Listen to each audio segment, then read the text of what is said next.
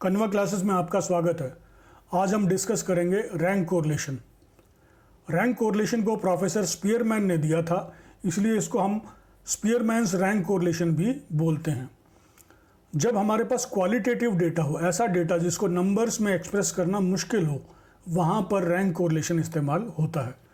कुछ ट्रेड्स ऐसे होते हैं जिनको नंबर्स में हम एक्सप्रेस नहीं कर सकते या उनको एक्सप्रेस करना काफ़ी मुश्किल होता है, जैसे कि dedication, beauty, effort, honesty, intelligence.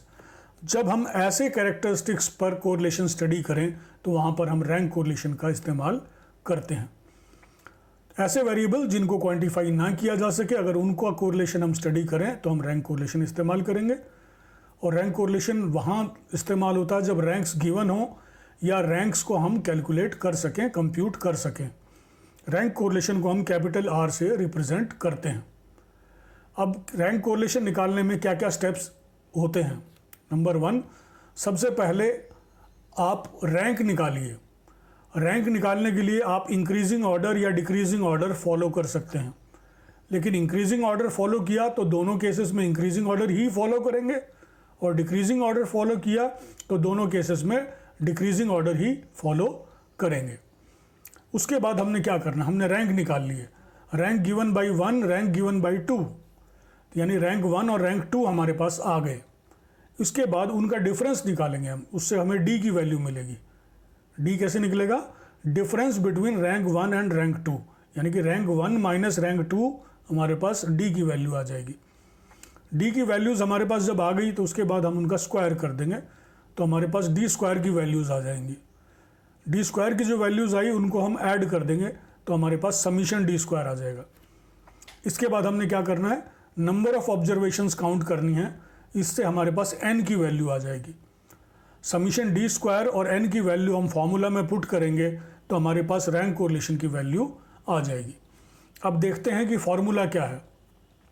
Formula for calculating rank correlation, capital R is equal to 1 minus 6 sigma D square divided by N cube minus N. दो वैल्यूज़ हैं डी और एन। डी था difference between rank 1 and rank 2 और N है number of observations. अगर आप गौर करें तो डी हमने डिफरेंस निकाला था, उसका स्क्वायर किया था, उसको ऐड कर दिया था, तो हमारे पास समीशन डी स्क्वायर आ गया था। N cube number of observations जो हैं उनका क्यूब कर देंगे, माइनस एन कर देंगे, यानी कि नंबर ऑफ ऑब्जर्वेशंस, हमारे पास डिनोमिनेटर की वैल्यूज़ आ जाएंगी। जब इन वैल्यू को हम फार्मूला में पुट करेंगे और कैलकुलेशंस करेंगे तो हमारे पास आर की वैल्यू आ जाएगी। आइए अब इसको एक प्रॉब्लम के माध्यम से समझते हैं। मान लीजिए एक ब्यूटी कॉन्टेस्ट है, उसमें 7 पार्टिसिपेंट्स भाग ले रही हैं और उसमें 2 जजेस हैं। उन 7 पार्टिसिपेंट्स को दोनों जजेस ने अलग अलग मार्क्स दिए हैं। अब हमने ये निकालना है कि क्या इन जजेस के दिए गए मार्क्स में आपस में कोई कोरिलेशन है या नहीं। देखिए, कंटेस्टेंट नंबर 1 को जज नंबर 1 ने मार्क्स दिए हैं 35 और जज नंबर 2 ने मार्क्स दिए हैं 38। ऐसे ही कंटेस्टेंट नंबर 2 को जज नंबर 1 ने मार्क्स दिए हैं 26 और जज नंबर 2 ने मार्क्स दिए हैं 24। कंटेस्टेंट 3 को 41, 40, कंटेस्टेंट 4 को 38, 42, कंटेस्टेंट 5 को 17, 21, कंटेस्टेंट 6 को 34, 28 और कंटेस्टेंट 7 को 28, 31। अब हमें पता लगाना है कि क्या ये जो मार्क्स जजेस ने दिए हैं, इन मार्क्स के बीच में कोई कोरिलेशन है या नहीं। इस केस में हम क्या करेंगे, सबसे पहले इन मार्क्स को हम रैंक्स में कन्वर्ट कर लेंगे। कैसे कन्वर्ट करेंगे, आइए देखते हैं। आप देखिए, जज नंबर 1 ने जो मार्क्स दिए हैं उनसे आ जाएगा रैंक बाई जज नंबर 1। जज नंबर 2 ने जो मार्क्स दिए हैं उनसे आ जाएगा रैंक बाई जज नंबर 2। रैंक 1 और रैंक 2 आ जाएंगे इससे। कैसे आएंगे, जज नंबर 1 ने जिसको हाईएस्ट मार्क्स दिए हैं उसका आ जाएगा रैंक 1, सेकेंड हाईएस्ट मार्क्स दिए हैं उसका आ जाएगा रैंक 2, थर्ड हाईएस्ट मार्क्स दिए हैं उसका आ जाएगा रैंक 3। ऐसे ही जज नंबर 2 ने जो हाईएस्ट मार्क्स दिए हैं वो उसका रैंक बाई जज नंबर 2 में आ जाएगा रैंक नंबर 1, सेकेंड हाईएस्ट का आ जाएगा रैंक नंबर 2 और थर्ड हाईएस्ट का आ जाएगा रैंक नंबर 3। आइए ज़रा समझते हैं। जज नंबर 1 ने हाईएस्ट मार्क्स दिए हैं 41 कंटेस्टेंट नंबर 3 को। तो कंटेस्टेंट नंबर 3 जज नंबर 1 की नज़रों में नंबर 1 है, इसलिए रैंक बाय जज 1 के सामने हम लिख देंगे 1 कंटेस्टेंट नंबर 3 के सामने। यानी कंटेस्टेंट 3 जो है वो जज नंबर 1 की नज़रों में नंबर 1 है।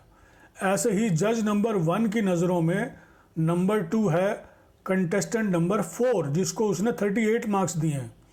तो रैंक बाय जज 1 के केस में वाले कॉलम में हम कंटेस्टेंट नंबर 4 के सामने लिख देंगे रैंक 2।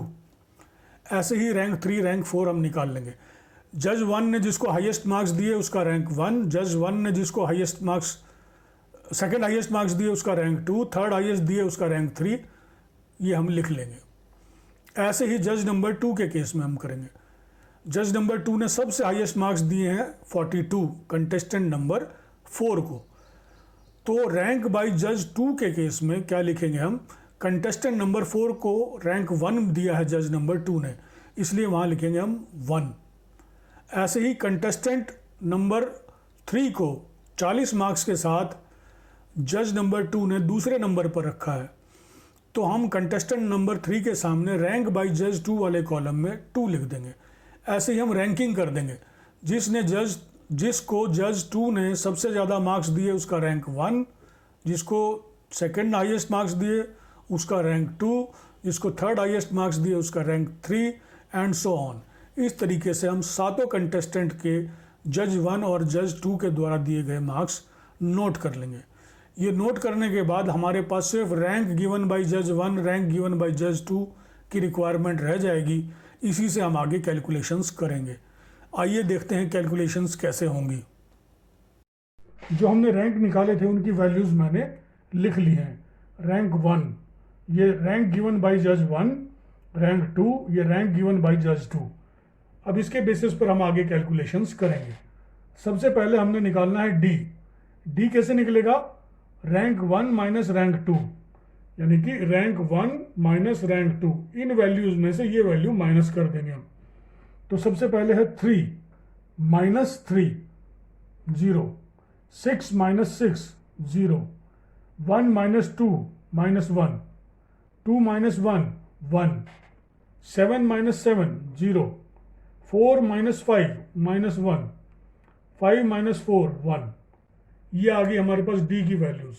अब हमने करना क्या है, डी स्क्वायर निकालना है, यानी कि ये जो वैल्यूज़ आई इनका स्क्वायर करना है।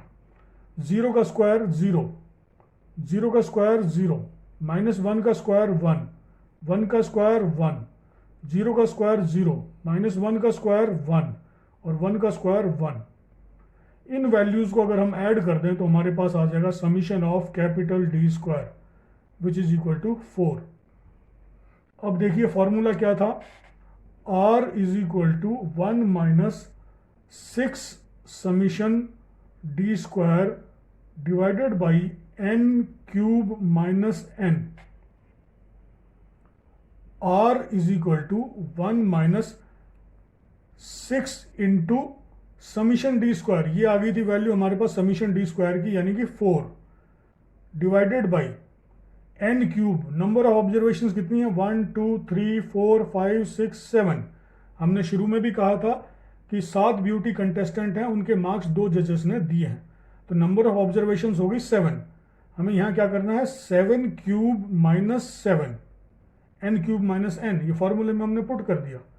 तो R is equal to 1 minus 6 into 4 24, 7 का क्यूब होता है 343 माइनस 7। तो R is equal to 1 minus 24 by 343 में से 7 हम माइनस करेंगे तो आएगा 336। तो R is equal to 1 minus 24 को जब 336 से डिवाइड करेंगे तो हमारे पास वैल्यू आएगी 0.0714।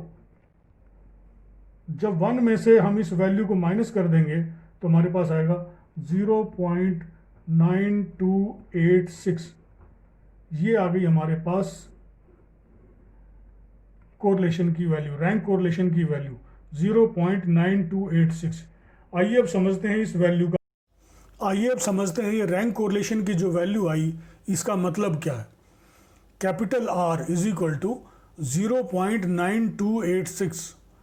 ये वैल्यू पॉजिटिव है, इसका मतलब पॉजिटिव कोरिलेशन है।